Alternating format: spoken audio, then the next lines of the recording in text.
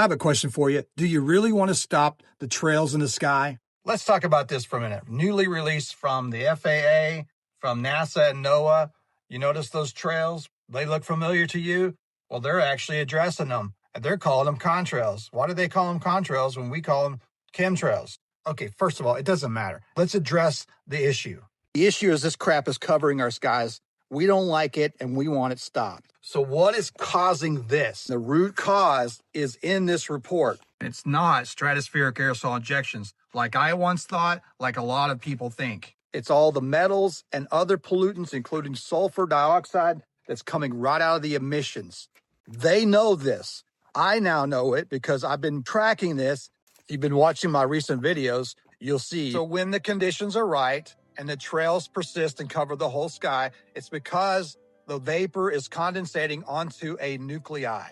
In other words, in order for it to turn into that cloudy thing, it has to have something to grab onto. And that something is metals and major levels of sulfur dioxide. And sulfur dioxide, by the way, has always been the #1 choice of the geoengineering scientists like David Keith. Sulfuric acid in the stratosphere, 20 kilometers over our head.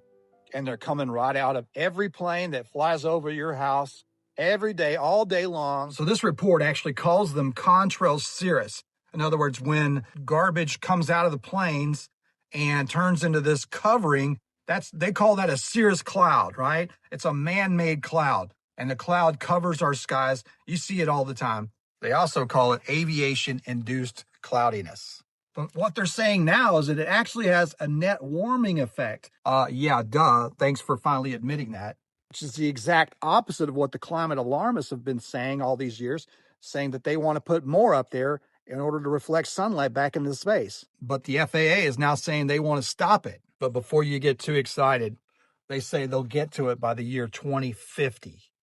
So why is it going to take so long? Well, they talk a lot about taking care of their stakeholders. So what do we do now? We got to get pressure on the EPA to put pressure on the FAA, NASA, NOAA to stop this, not waiting till 2050. We need to do it now. So if you noticed how Lee Zeldin from the EPA addressed this, and he talked about stratospheric aerosol injections and solar radiation modification, and he also kept saying the word contrail. Concerned Americans have urgent and important questions about geoengineering and contrails. So in other words, he's separating the two. He says there's stratospheric aerosol injection, Stratospheric aerosol injection, there's solar radiation modification, solar radiation modification, and it's being funded by the government. government funding. And that must be stopped, and we will stop that. But he's also talking about the issue of what he calls Contrails. We call them chemtrails because they're not normal contrails, but whatever. And that's what we're seeing coming out of the emissions that's creating these aviation-induced cloudiness. That's what he's talking about. So the bottom line is we have an issue that is being created by these emissions, which includes the metals that are being put in these fuels and all kinds of other stuff that's being allowed to come out of the emissions. And it's not going to be stopped if we're only focusing on solar radiation modification or stratospheric aerosol injections. So to be clear, stratospheric aerosol injections is not what we're seeing in the sky. If they spray out of nozzles, they're spraying them in the stratosphere, right? Which is miles up in the sky. You can't see that. What all the people are yelling about is what they are seeing in the troposphere, which is much lower. I'm even talking about this because it's the chemtrails, the trails in the sky that are driving people crazy. And no bills that are banning SAIs, stratospheric aerosol injection, or any of those things are going to address this. That's why in Florida, there's no change. You're still seeing them, right? In Tennessee, you're still seeing them, no matter what. We do need to pass these bills to stop SAIs and all weather manipulation. Yes, that's all good.